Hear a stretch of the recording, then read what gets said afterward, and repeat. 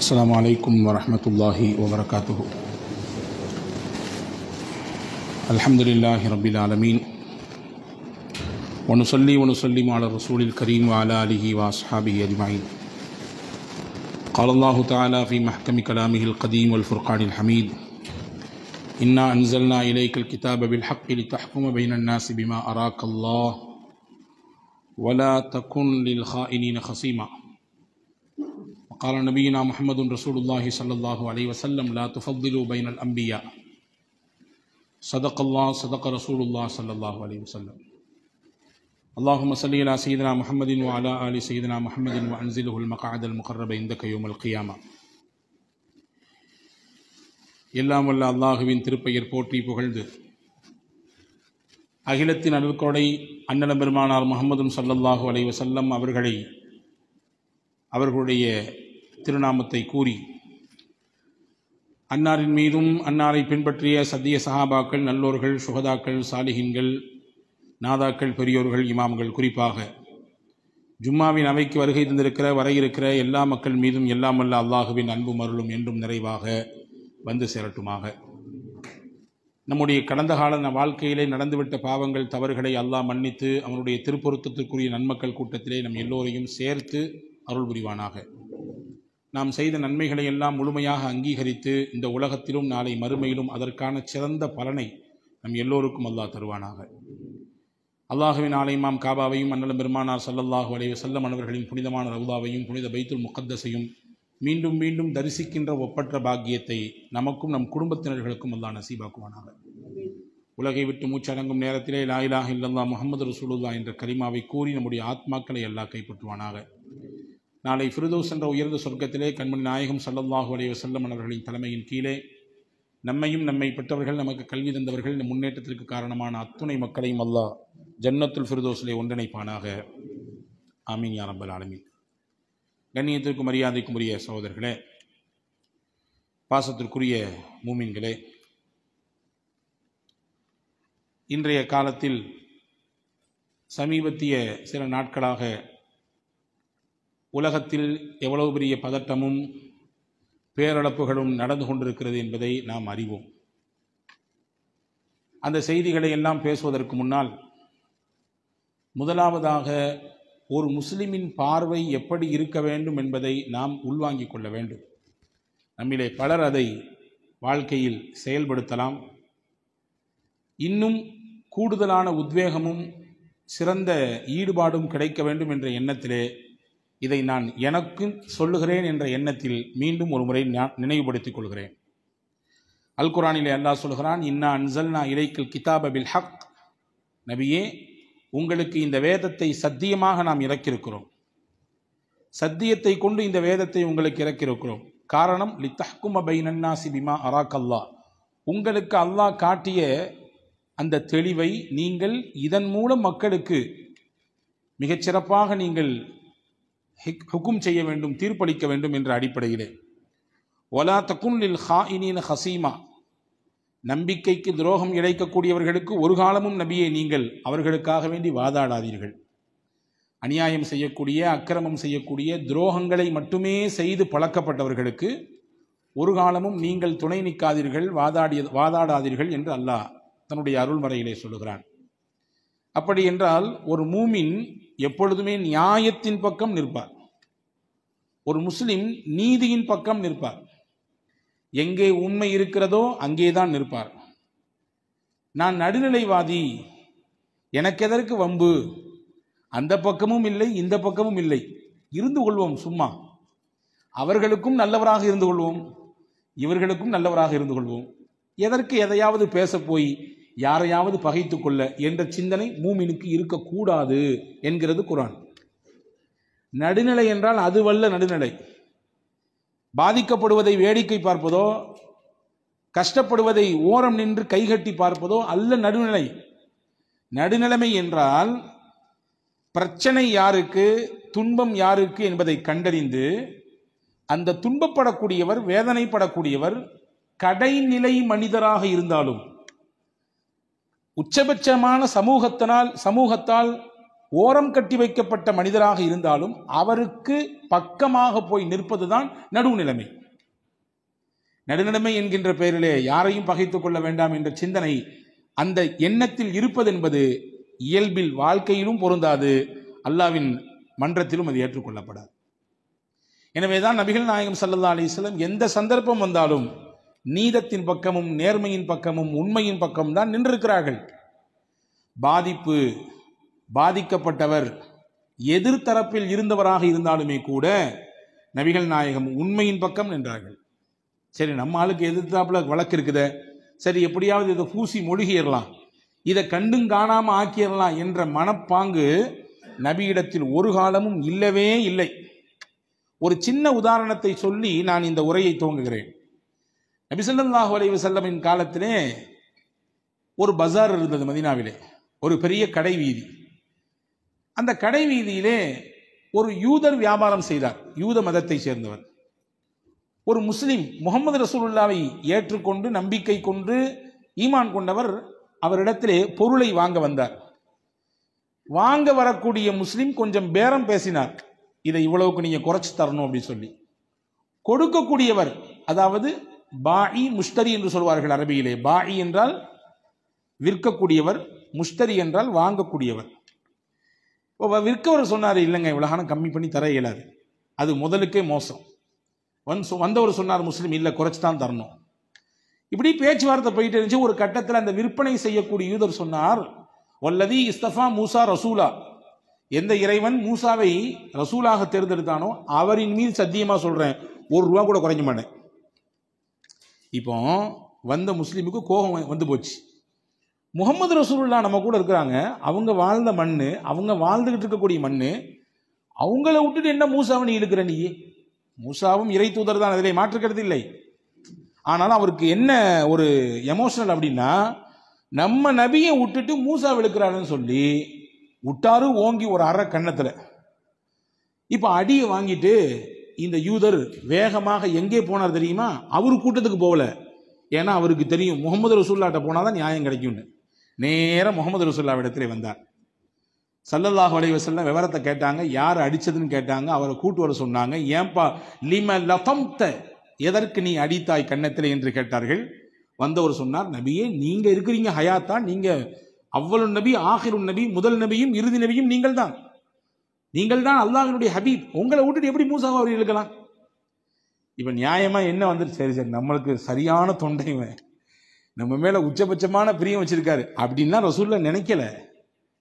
ஹதீஸ்ல வருகிறது, ஃபகலப ரசூலுல்லாஹி ஸல்லல்லாஹு அலைஹி வஸல்லம், ரசூலுல்லாஹ் கோபப்பட்டார்கள். நபி அப்படி கோபப்பட்ட அவர்களுடைய முகம் எப்படி இருக்கும் தெரியுமா? நாம் எல்லாரும் புரிந்து கொள்வதை போன்று சொல்கிறேன்.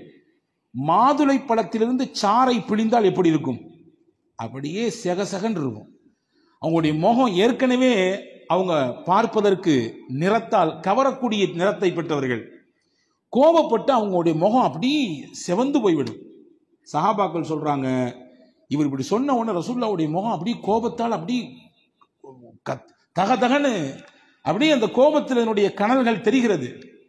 சொல்லிட்டு சொன்னாங்க, நீங்க செஞ்சது தப்பு, நிச்சயமாக இப்படி ஒரு காரியம் செய்து விடக்கூடாது. அது மட்டுமல்ல, நானும் நபி, மூசா அலைஹிஸ்ஸலாமும் நபி, எங்களுக்கு இடையிலே பாகுபாடு பார்ப்பதற்கு என்ன இருக்கிறது? லா துஃபத்திலு பைனல் அம்பியா, நபிமார்களுக்கு இடையிலே நீங்கள் ஒருவரை கூட்டி ஒருவரை குறைத்து, ஒருவரை ஏற்றி இன்னொருவரை இறக்கி, ஒருவரை ஒசத்தி இன்னொருவரை தாழ்த்தி பேசுதல் ஆகாது என்று சொல்லிவிட்டு, செய்த தவறுக்கான பிராய்ச்சித்தத்தை செய்து கொடுங்கள், அவரிடத்திலே அதற்கான நஷ்ட ஈடை கொடுங்கள் என்று சொல்லி அனுப்பியதாக வரலாற்று குறிப்பிருக்கிறது. நான் எதற்கு சொல்ல வருகிறேன் என்றால், நபிகள் இந்த உலகத்திற்கு கற்றுத்தந்த பாடம், நீதி நேர்மையின் பக்கம் நீங்கள் நிற்க வேண்டும், உங்கள் இனத்தை காப்பாற்ற வேண்டும், உங்களுடைய இருப்பை தக்க வைத்துக் கொள்ள வேண்டும், உங்களுடைய பெயரை நிலைநாட்டிக் கொள்ள வேண்டும் என்பதற்காக வேண்டி எந்த சந்தர்ப்பத்திலும் எந்த சூழலிலும் நீங்கள் அநியாயத்திற்கோ அக்கிரமத்திற்கோ அநீதிக்கோ நீங்கள் ஒருபோதும் செவிசாய்த்து விடக்கூடாது. அந்த பக்கம் நீங்கள் நின்று விடக்கூடாது. பாதிப்பு உங்களுக்கு எதிராக இருந்தாலுமே கூட, நீங்கள் பாதிக்கப்படுகிற சூழல் வந்தாலுமே கூட, சில விஷயங்களை நீங்கள் இழக்கக்கூடிய நிலைமை வந்தாலுமே கூட, நேர்மையும் நீதியும் உண்மையும் எங்க இருக்கிறதோ அங்கே நில்லுங்கள், அதுதான் நிலைக்கும் என்று சொல்லிக் கொடுத்தார்கள். இப்பொழுது வருவோம். அன்பு சகோதரர்களே, யூதர்களின் பழக்கமே அநியாயத்தின் பக்கம் நிற்பது. அக்கிரமங்களும் அழுச்சாட்டியங்களும் ஒட்டுமொத்த உருவம் உலகத்தில் ஒருவர் உண்டென்றால் அவர்கள் தான் யூதர்கள். நம்ம எல்லாருமே தெரிஞ்சோ தெரியாமலோ டெய்லி ஒரு சூரா ஓதுறோம், தெரியுமா? சூரா ஃபாத்திஹா எல்லாரும் தொழுகையில் ஓதுகிறோம். எந்த தொழுகை தொழுதாலும் ஓதுகிறோம். அதுல அல்லாஹ்ட்ட ஒரு முக்கியமான கோரிக்கை வைக்கிறோம். என்ன கோரிக்கை? இஹ்தினஸ் ஸிராத்தல் முஸ்தகீம், யா அல்லாஹ் எங்களுக்கு நேரான வழியை காட்டு. நீ காட்டக்கூடிய வழி யாருடைய வழியா இருக்கக்கூடாது தெரியுமா? கைரில் மக்தூபி அலைஹிம் வலல்லாலீன். ரெண்டு கூட்டத்தை அல்லாஹ் சுட்டி காட்டுகிறான். இந்த ரெண்டு பேருடைய வழி எனக்கு வேண்டாம். அதிலே முதல் வழி யாரு தெரியுமா? கைரில் மக்தூபி அலைஹிம். அல்லாஹ்வே உன்னுடைய சாபமும் கோபமும் யாரின் மீது விழுந்திருக்கிறதோ அந்த வழியை எனக்கு தந்து விடாது. அவர்கள் போகும் வழி எனக்கு வேண்டாம். முஃபஸ்ஸிர்கள், குர்ஆனின் விரிவுரையாளர்கள் சொல்கிறார்கள், அல்லாஹ்வின் சாபத்தையும் கோபத்தையும் பெற்ற கூட்டம் யூத கூட்டம். அல்லாஹ்வின் சாபத்தையும் கோபத்தையும் பெற்றவர்கள் அவர்கள் என்பதை அல்லாஹ் அல் குர்ஆன் ஷரீஃபிலே நாம் ஒவ்வொரு நாளும் ஓதிக்கொண்டிருக்கக்கூடிய சூரா ஃபாத்திஹாவின் வழியாக சொல்கிறான். அது மட்டுமல்ல, யூதர்கள் செய்த சேட்டைகளில் உச்சபட்சமானது அவர்களுக்கு அனுப்பப்பட்ட நபிமார்களை எல்லாம் கொன்று குவித்தார்கள். நபிமார்களுக்கு எதிராக சதித்திட்டம் தீட்டினார்கள் என்பதை தாண்டி நல்லதை சொல்ல வந்த நபிமார்களை கொன்றார்கள். வகத்லிஹிமுல் அம்பியா பிகைரி ஹக்கின், எந்த ஒரு நியாயமும் இல்லாமல் நபிமார்களை கொன்றார்கள். வரலாற்றிலே வருகிறது, கிட்டத்தட்ட 300 நபிமார்களை கொலை செய்திருக்கிறார்கள் யூதர்கள்.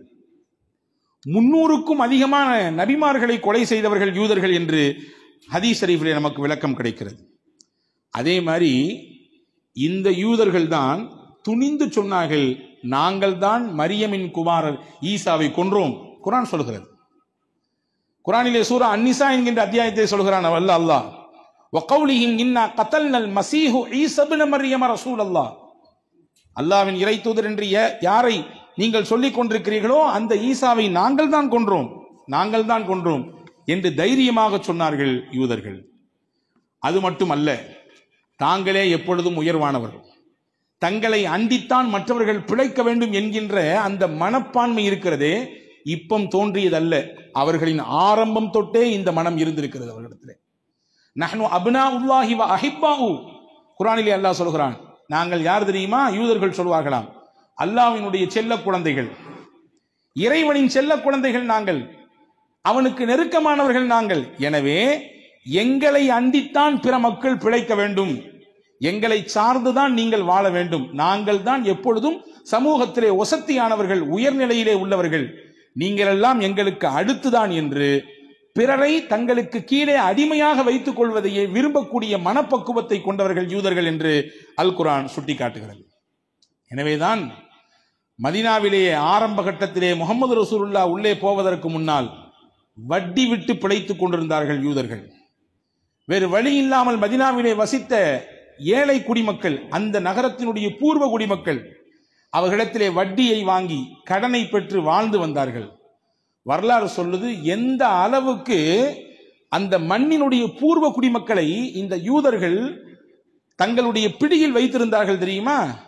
எந்த அளவுக்கு அநியாயத்தின் உச்சகட்டத்தை அந்த மக்களின் மீது செலுத்தினார்கள் தெரியுமா?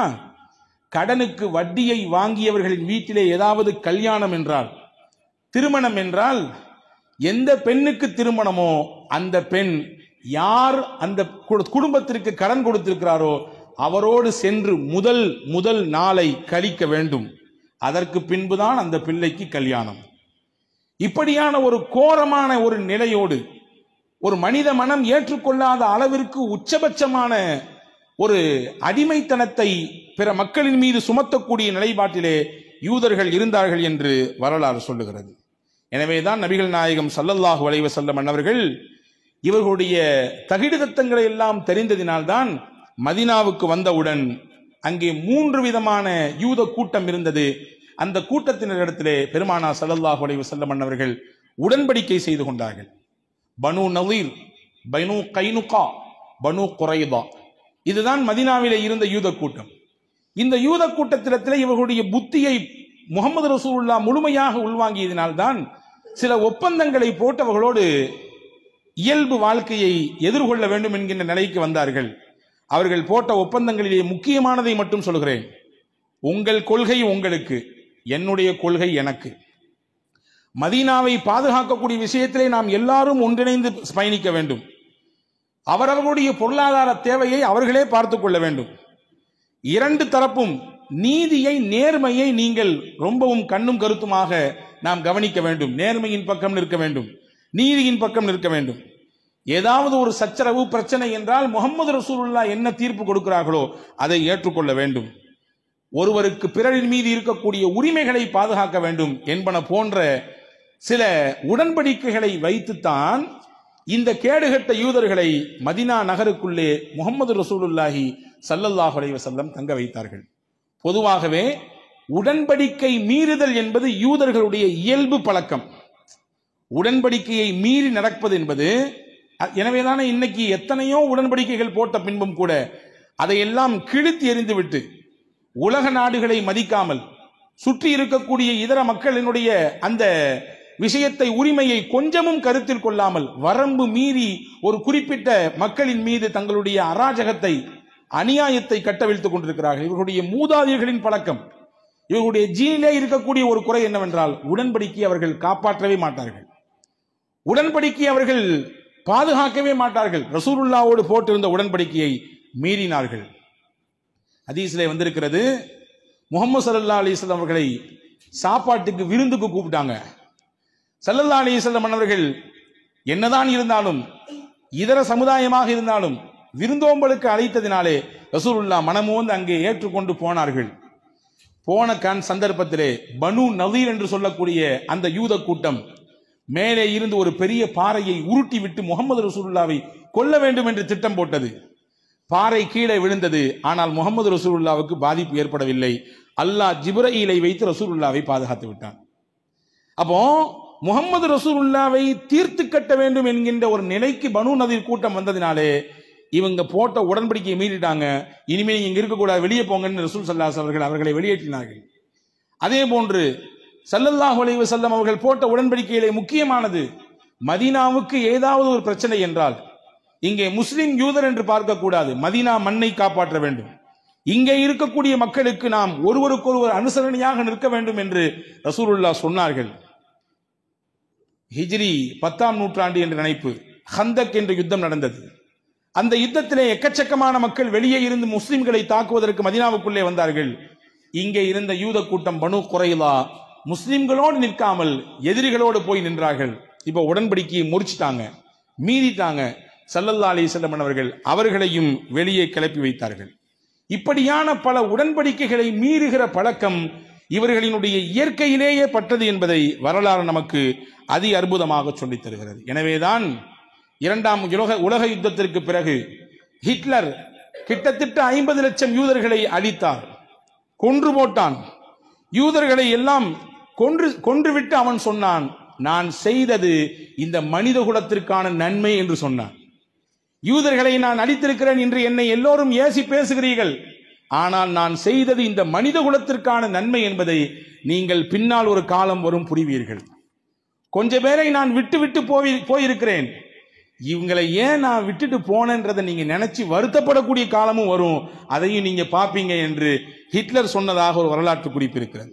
எனவே அன்பான சகோதரர்களே, அவர்களின் ஆண்டாண்டு காலமான பழக்கம் இப்படியான முரண்பாடோடு அநீதத்தையும் அக்கிரமத்தையும் மொத்த உருவமாக இருந்து செயல்படுத்தக்கூடிய ஒரு நிலைப்பாட்டோடு வாழ்வது, வாழ்க்கை நடத்துவது என்பது அவர்களின் இயல்பான குணங்களில் ஒன்றாக மாறிப்போனது. எனவேதான் 1 வருடத்திற்கு மேலாக கஸாவினுடைய முஸ்லிம்களை கொத்து கொத்தாக கொன்று குவித்துக் கொண்டிருக்கிறது இஸ்ரேல், இல்லையா? இஸ்ரேல் என்பது என்ன? யூதர்கள் குடியிருக்கக்கூடிய நாடு. உள்ளபடியே பார்த்தால் 1948க்கு முன்பாக உலக வரைபடத்தில் இஸ்ரேல் என்கின்ற நாடே இல்லை. இஸ்ரேல் என்கின்ற நாடே இல்லை. பலஸ்தீனத்தை கைப்பற்றி இஸ்ரேல் அங்கே உருவாக்கப்பட்டது. பலஸ்தீனத்தை அபகரித்துத்தான் அங்கே இஸ்ரேல் என்ற நாடு கள்ள குழந்தையாக அது பிறந்தது.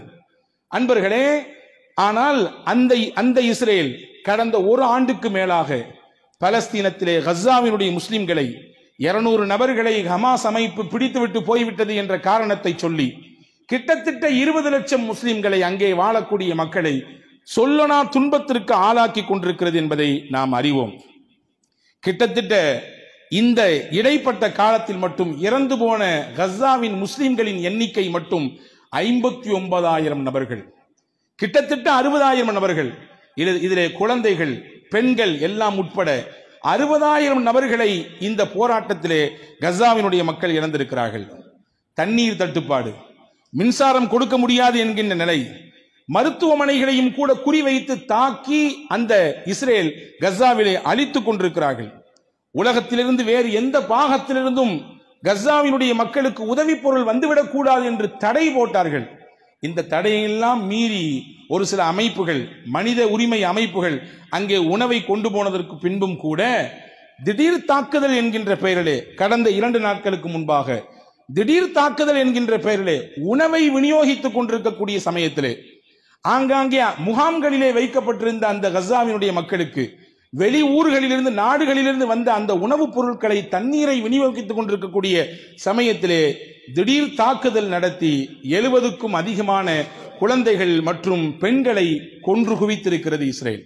இப்படியான பல அக்கிரமத்தையும் அழுச்சாட்டியங்களையும் உலகத்தில் தொடர்ச்சியாக செய்து வரக்கூடியவர்கள் தான் யூதர்கள் என்பதை நாம் அறிகிறோம். அவர்களின் அடுத்த பார்வை அடுத்தடுத்த பக்கத்து நாடுகளில் அவர்கள் சுரண்ட துவங்கினார்கள். சிரியாவை சுரண்டினார்கள், அதே போன்று லெபனானை சுரண்டினார்கள், பக்கத்தில் இருக்கக்கூடிய எகிப்தை சுரண்டினார்கள்.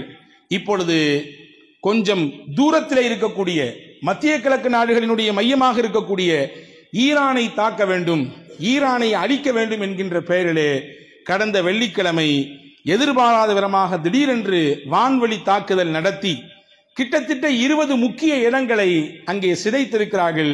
பல மக்கள் இதிலே பாதிக்கப்பட்டிருக்கிறார்கள். பல்லாயிரக்கணக்கான ஈரானிய மக்கள் தங்கள் வீடுகளை இழந்து மலைப்பகுதிகளிலே வாழ்ந்து கொண்டிருக்கக்கூடிய செய்தியை நாம் பார்க்கிறோம். அன்பு சகோதரர்களே, திடீரென்று இஸ்ரேல் ஈரானை தாக்குவதற்கு என்ன காரணம்? அதற்கு பின்னால் ஒரு கட்டுக்கதையை, ஒரு உப்புச்சப்பில்லாத காரணத்தை இஸ்ரேல் சொல்லுகிறது. யூத மதத்தை பின்பற்றக்கூடிய அந்த இஸ்ரேல் அரசு சொல்லுகிறது, ஈரான் அணு ஆயுதத்தை தயார் செய்து கொண்டிருக்கிறது, அதை நாங்கள் தடுத்து நிப்பாட்ட வேண்டும், அது எங்களுடைய நாட்டுக்கு மிகப்பெரிய அச்சுறுத்தலாக இருக்கிறது, இதை தடுத்து நிப்பாட்ட வேண்டும் என்பதற்காக வேண்டித்தான் நாங்கள் இப்படியான ஒரு தாக்குதலை நடத்துகிறோம் என்று ஒரு உப்புச்சப்பில்லாத காரணத்தை சொல்கிறது. அன்பு சகோதரர்களே, ஈரான் நாடு என்பது ஒரு சுய அதிகாரத்தை பெற்ற நாடு. அந்த நாட்டுக்கு எது தேவை தேவையில்லை என்பதை அந்த நாட்டுக்கு தெரியும். அப்படியே அணு ஆயுதத்தை அது தயார் செய்வதாக இருந்தாலும் கூட, அதை தடுத்து நிப்பாட்ட வேண்டும் என்கின்ற ஒரு நிலை வந்தாலும் கூட இஸ்ரேல் போய் தலையிட வேண்டும் என்கின்ற எந்த தேவையும் இல்லை. ஐநா போய் கேட்கலாம். ஆனால் அதை மீறி இங்கே திடீரென்று அந்த நாட்டின் மீது தாக்குதல் நடத்தியிருக்கிறது. அன்பர்களே, நான் ஆரம்பத்திலே சொன்னேன், இஸ்ரேல் சொல்லக்கூடிய ஒவ்வொரு வார்த்தைக்கு பின்னாலும் பல மூட்டைகள் பொய் அவிழ்த்து விடப்பட்டிருக்கும். திருட்டுத்தனமான கருத்துகளும் எண்ணங்களும் ஒளிந்திருக்கும். 1948க்கு முன்னால் இஸ்ரேல் வரைபடத்திலேயே இல்லை. 1917க்கு பிறகு 17ஆம் ஆண்டு அந்த சமயத்திலே பிரிட்டிஷ் அரசால் பலஸ்தீனம் என்கின்ற அந்த மண், அங்கிருந்து ஒரு குறிப்பிட்ட பகுதி ஒதுக்கப்பட்டு இது யூதர்கள் குடியிருப்பாக மாற்றி அமைக்கப்பட்டது. அதற்கு பின்னால் 1948களுக்கு பின்னால் பலஸ்தீனத்திலே இருந்த சுமார் 78% நிலத்தை இவர்கள் மொத்தமாக ஆக்கிரமிப்பு செய்து 7 லட்சம் பலஸ்தீனர்களை அகதிகளாக உலகத்திலே நடமாட விட்டார்கள். அது மட்டுமல்ல, அதையும் தாண்டி 1967களுக்கு பின்னால் இஸ்ரேல் தனக்கு பக்கத்தில் இருக்கக்கூடிய நாடுகள், அரபு நாடுகளின் சில நாடுகளிலிருந்து சில இடங்களை கைப்பற்றி கொண்டது. ஜோர்டானிலிருந்து, அதே போன்று எகிப்திலிருந்து, சிரியாவிலிருந்து பல பகுதிகளை கைப்பற்றி தங்களுடைய எல்லைகளை விரிவாக்கி கொண்டே போனது.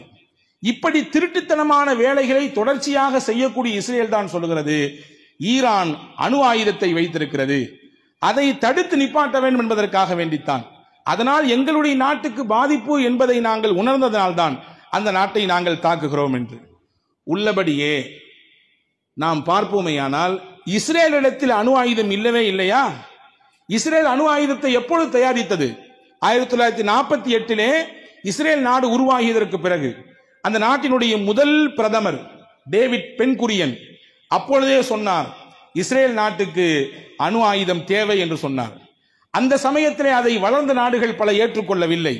ஆனால் அன்றைக்கு அணு ஆயுதத்தை வைத்திருந்த அமெரிக்கா போன்ற நாடுகளிலிருந்து திருட்டு வழியாக கபலீகரம் செய்து அங்கே இருந்த சில பொருட்களை கொண்டு வந்து பிரிட்டன் போன்ற சுத்தி இருக்கக்கூடிய முக்கிய நாடுகளினுடைய அறிவுஜீவிகளை பயன்படுத்தி அவர்கள் அப்பொழுதே 1948களிலே 60களிலேயே அவர்கள் அணு ஆயுதத்தை செய்து விட்டார்கள். இன்றைய கணக்கின் பிரகாரம் ஆய்வாளர்கள் சொல்கிறார்கள், இஸ்ரேலிடத்திலே சுமார் 80லிருந்து 400க்கும் அதிகமான அணு ஆயுதங்கள் இருக்கிறது என்று. அப்படி என்றால் இப்போ உன்னுடைய நாட்டில் இருக்கக்கூடிய அணு ஆயுதத்தை நீ வைத்துக் கொண்டு பக்கத்திலே இருக்கக்கூடிய நாட்டிலே அவன் அணு ஆயுதம் செய்கிறான், எனவே அவனை நாங்கள் இல்லாமல் ஆக்கப் போகிறோம் என்கின்ற சதித்திட்டத்தோடு இது இறங்கியிருப்பது என்பது இது ஒரு அப்பட்டமான பொய் என்பதை தாண்டி ஈரான் என்கின்ற நாட்டை மொத்தமாக அழித்து விட வேண்டும் என்கின்ற எண்ணத்தோடு களமிறங்கி இருக்கக்கூடிய ஒரு விஷயம் என்பதை நாம் இங்கிருந்து புரிந்து கொள்ள முடிகிறது.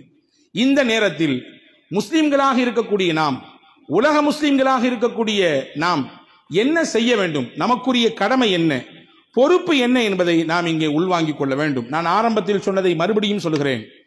உங்களிடத்திலே, நீங்கள் வாழக்கூடிய இடத்திலே ஒரு இடத்தில் அநியாயம் நடக்கிறது, அக்கிரமம் நடக்கிறது என்றால் ரசூலுல்லாஹ் சொன்னார்கள், மன் ரஆ மின்கும் முன்கரன் ஃபல்யுகையிருஹு பியதிஹி, அவரால் முடியுமானால் தன்னுடைய கரத்தை கொண்டு தடுத்து நிப்பாட்டட்டும். இல்லை என்றால் ஃபபிலிசானிஹி, அவருடைய நாவால், தன்னுடைய நாவால் பேச்சால் அதை மாற்றி அமைப்பதற்கு முயற்சிக்கட்டும். ஃபஇல்லம் யஸ்ததி ஃபபிகல்பிஹி, இது மூணாவது நிலை. இது ரெண்டுக்கும் வாய்ப்பில்லை என்றால் தன்னுடைய கல்பால் அதை வெறுத்து ஒதுக்கிக் கொள்ளட்டும். அநியாயமும் அக்கிரமமும் பாவங்களும் தொடர்ச்சியாக நடக்குமையானால் ஒரு முஸ்லிம் முதலில் அதை மாற்றி அமைப்பதற்கான முயற்சியிலே களமிறம் இறங்க வேண்டும் என்பதை இஸ்லாம் நமக்கு அழகாக சொல்கிறது. உலகத்தினுடைய முடிவு நாளுக்கு நெருக்க நெருக்க ரசூலுல்லாஹி ஸல்லல்லாஹு அலைஹி வஸல்லம் பல அடையாளங்களை சொன்னார்கள்.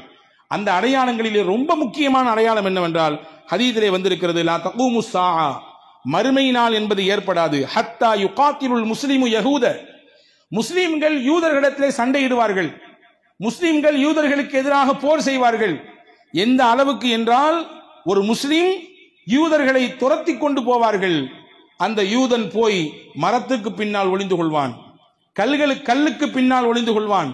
அந்த கல்லும் மரமும் காட்டிக் கொடுக்கும், முஸ்லிமே எனக்கு பின்னால் யூதன் இருக்கிறான், எனக்கு பின்னால் ஒளிந்து கொண்டிருக்கிறான், இவனை விட்டு விடாதே என்று அந்த கல்லும் மரமும் சொல்லும் என்று நபிகள் நாயகம் ஸல்லல்லாஹு அலைஹி வஸல்லம் சொன்னாங்க. அப்ப கியாமத்தின் நெருக்கத்திலே யூதர்களோடு போர் நடக்கும், சண்டை நடக்கும், அவர்களுக்கு எதிராக சத்திய முஸ்லிம்கள் களத்தில் நிற்க வேண்டும் என்பதை முஹம்மது ரசூலுல்லாஹி ஸல்லல்லாஹு அலைஹி வஸல்லம் சொன்னார்கள். ஆனால் இன்றைய உலகத்தின் போக்கு எப்படி இருக்கிறது? பல அரபு நாடுகள் எந்த சமரசமும் இல்லாமல் இஸ்ரேலோடு கூட்டு வைத்திருக்கிறார்கள். பல அரபு நாடுகள் வெளிரங்கத்திலே சில அறிக்கைகளை மட்டும் விட்டுவிட்டு தங்களுடைய ராஜாங்கத்தை காப்பாற்றிக் கொள்ள வேண்டும் என்று சவுதி போன்ற முக்கியமான நாடுகள் எல்லாம் ஒதுங்கி நிற்கிறது. ஆனால் சில முக்கியத்துவம் வாய்ந்த தன்னுடைய வியாபாரத்தை வளர்த்துக் கொள்ள வேண்டும், தன்னுடைய இருப்பை தக்க வைத்துக் கொள்ள வேண்டும் என்பதற்காக வேண்டி எகிப்து, ஐக்கிய அரபு அமீரகம் போன்ற நாடுகள் எல்லாம் எந்த சமரசமும் இல்லாமல் நேரடியாக இஸ்ரேலுக்கு முழுவதுமான ஆதரவை கொடுத்து கொண்டிருக்கக்கூடிய சூழலை பார்க்கிறோம். அல் குர்ஆனிலே அல்லாஹ் சொல்கிறான், லதஜிதன்ன அஷத்தன்னாசி அதாவத்தல் லில்லதீன ஆமனு லதஜிதன்ன அஷத்தன்னாசி அதாவத்தல் லில்லதீன ஆமனு யஹூத வல்லதீன அஷ்ரகு, மூமின்களுக்கு பகிரங்கமான விரோதிகள் யார், தங்களுடைய எதிர்ப்பை முழுவதுமாக காட்டக்கூடியவர்கள் யார் தெரியுமா? யூதர்கள் தான். நீங்கள் என்னதான் வணிந்தவர்களுக்கு நீங்கள் ஆதரவை கொடுத்தாலும், உங்களுடைய அரவணைப்பை நீங்கள் அவர்களுக்கு காண்பித்துக் கொண்டாலும், அவர்கள் முழுக்க முழுக்க கக்குவதெல்லாம் விஷம்தான், அவர்களின் மொத்த உடலிலும் விஷம்தான் இருக்கிறது என்று அல் குர்ஆனிலே அல்லாஹ் தெளிவுபடுத்துகிறான். ஆனால் இதையும் கூட உள்வாங்காமல் இன்று சில அரபு நாடுகள் அவர்களுக்கு ஒத்து ஊதி கொண்டிருப்பது உள்ளபடியே வேதனையிலும் வேதனை. இந்த நேரத்தில் நாம் உள்வாங்கிக் கொள்ள வேண்டிய மிக முக்கியமான விஷயம் என்னவென்றால், நம்முடைய முஸ்லிம்கள், மூமின்கள், உலகத்திலே வாழக்கூடியவர்கள் உண்மையான 100% அல்லாஹ்வின் மீது நம்பிக்கை வைக்கக்கூடியவர்களாக நம்மை நாம் தகவமைத்துக் கொள்ள வேண்டும். அல் குர்ஆன் சொல்லுகிறது, லா தஹினு வலா தஹ்சனு. நேற்று நினைக்கிறேன், அல்லது நேற்றைக்கு முந்தைய நாள் என்று நினைக்கிறேன், ஈரானுடைய சுப்ரீம் லீடர் என்று சொல்லப்படுகிற அந்த ஆயத்துல்லா கொமேனி சொல்கிறார், இந்த வசனத்தை தான் ஓதி காண்பிக்கிறார். லா தஹினு வலா தஹ்சனு, நீங்கள் பயப்படாதீர்கள், நீங்கள் கலக்கம் அடையாதீர்கள். அன்துமுல் ஆலவுன், முஸ்லிம்களே நீங்கள் தான் மேன்மையானவர்கள், நீங்கள் தான் உயர்ந்தவர்கள், நீங்கள் தான் வெற்றிக்கு தகுதியானவர்கள். இன் குன்தும் மூமினீன், நீங்கள் உண்மையான இறை நம்பிக்கையாளர்களாக இருந்தால், நீங்கள் உண்மையான இறையச்சம் உள்ளவர்களாக இருந்தால் உங்களுக்குத்தான் வெற்றி வந்து கிடைக்கும். எவ்வளவு பெரிய ஆயுதத்தையும் எவ்வளவு பெரிய போர்ப்படையையும் வைத்துக் கொண்டு உங்களை எதிர்த்தாலும் இறைவன் உங்களுக்குத்தான் வெற்றியை தருவான். நமக்கு தெரியும், லிபியா என்ற ஒரு நாடு இருந்தது. லிபியா என்ற ஒரு நாடு இருந்தது 1912களிலே. இத்தாலியினுடைய அந்த சர்வாதிகார அரசு என்ன செய்தது? அந்த லிபியாவை தன்னுடைய சர்வாதிகாரத்திற்கு கீழே கொண்டு வர துடித்தது. ஆனால் உமர் முக்தார் என்று சொல்லக்கூடிய ஒரு வயது முதிர்ந்த கிழவர் ஒரு படையை திரட்டினார்.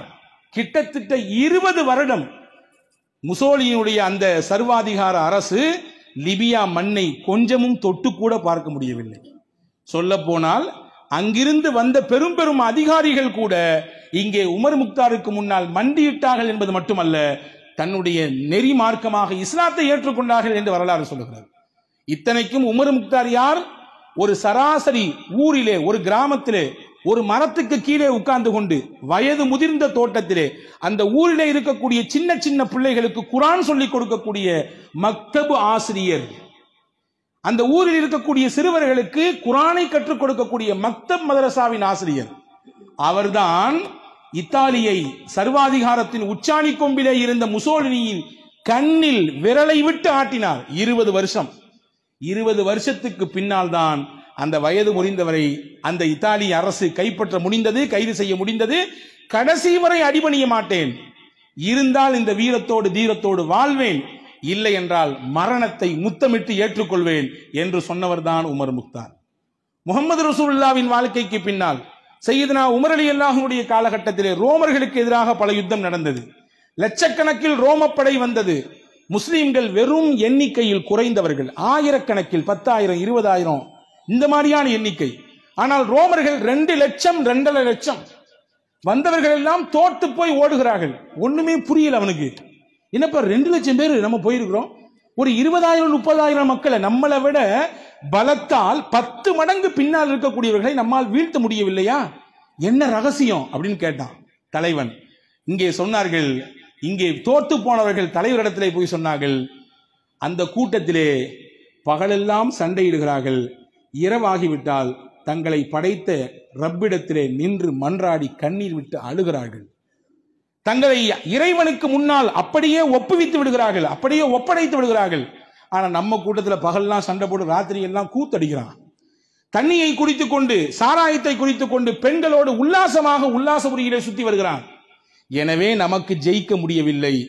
அவர்கள் தங்களை தங்கள் ரப்பின் பக்கத்திலே கொடுத்து விட்டதினாலே எண்ணிக்கை குறைவுதான், ஆனால் வெற்றி அவர்களுக்குத்தான் என்று எதிரணியிலே இருந்தவர்கள் சொன்னார்கள். அப்ப நம்ம புரிஞ்சு கொள்ள வேண்டிய விஷயம் என்னன்னா, எவ்வளவு பெரிய ஆயுதங்களும் படைப்பட்டாளங்களும் தொடர்ச்சியாக இருந்தாலும் ஒட்டுமொத்த முஸ்லிம் உம்மத்தும் ஈமான் என்கின்ற ஒன்றில், இறை நம்பிக்கை என்ற விஷயத்தில் உறுதி பூண்டிருப்பார்களேயானால், அல்லாஹ்வை தவிர்த்த உலகத்திலே வேறு யாருக்கு முன்னாலும் நான் சரணாகதி அடைய மாட்டேன், நான் தலை வணங்க மாட்டேன் என்கின்ற எண்ணம் மேலோட்டமாக ஆள் மனதிலே புகுந்து விடுமேயானால், நிச்சயமாக அன்பு பெருமக்களே, அல் குர்ஆன் சொல்வதை போல, கம் மின் ஃபிஅத்தின் கலீலத்தின் கலபத் ஃபிஅத்தன் கஸீரத்தன் பிஇذنில்லாஹ், சொற்பமான எண்ணிக்கை, ஆனால் இவர்கள் ஜெயித்தது பெரும் பெரும் படைகள். சொற்பமான எண்ணிக்கை, ஆனால் ஜெயித்ததோ பெரும் பெரும் படைகள். இப்படியான சூழலை இன்னைக்கும் உலகத்தில் அல்லாஹ் காட்டுவான். எனவே அன்பான சகோதரர்களே, உலக முஸ்லிம்களுக்கு நாம் சொல்லிக் கொள்ள வேண்டிய விஷயம் இதுதான். அதே போன்று அல் குர்ஆனிலே 3வது அத்தியாயம் 111 மற்றும் 112வது வசனத்தை நாம் கொஞ்சம் உள்வாங்கிக் கொள்ள வேண்டும். அல்லாஹ் சொல்கிறான், லை யதுர்ருக்கும் இல்லாதா, யூதர்கள் உங்களுக்கு நோவு தருகிறார்கள், அதெல்லாம் கொஞ்சம் ஒரு சின்ன நோவத்தான் உங்களால் அவங்களுக்கு கொடுக்க முடியும். யுகாத்திலூக்கும், அல்லாஹ் சொல்கிறான், இந்த வார்த்தையை கவனிங்கள், நீங்கள் அவர்களை எதிர்த்து நின்றால் யுவல்லூக்கும் அதுமார், புறமுதுகு காட்டி ஓடி விடுவார்கள், களத்தில் நிற்க முடியாது, அவங்களால நிற்க முடியாது. யுவல்லூக்கும் அதுமார் சும்மலா துன்சரூன், உதவி உங்களுக்கு தான் வரும், அவர்களுக்கு கிடைக்காது. உதவி உங்களுக்கு தான் கிடைக்கும், அவர்களுக்கு உதவி கிடைக்காது. சொல்லிட்டு அல்லாஹ் சொல்றான், ضُرِبَتْ عَلَيْهِمُ الذِّلَّةُ أَيْنَمَا ثُقِفُوا, அவர்கள் உலகத்தில் எங்கே வாழ்ந்தாலும் இழிவோடும் அவமானத்தோடும் தான் வாழ்வார்கள். இது இறைவனாகிய என்னுடைய விதி என்று அல்லாஹ் முடிக்கிறான். எனவே அவர்களுடைய இந்த திட்டம் நிச்சயம் செல்லாது. அல்லாஹ்வின் திருத்தூதர் ஸல்லல்லாஹு அலைஹி வஸல்லம் சொன்னதை போன்று கியாமத்துக்கு முன்னால் அவர்களை அழிக்கக்கூடிய சூழல் வரும். அவர்களுக்கு எதிராக யுத்தங்கள் நடக்கும், சண்டைகள் நடக்கும், போர் நடக்கும்.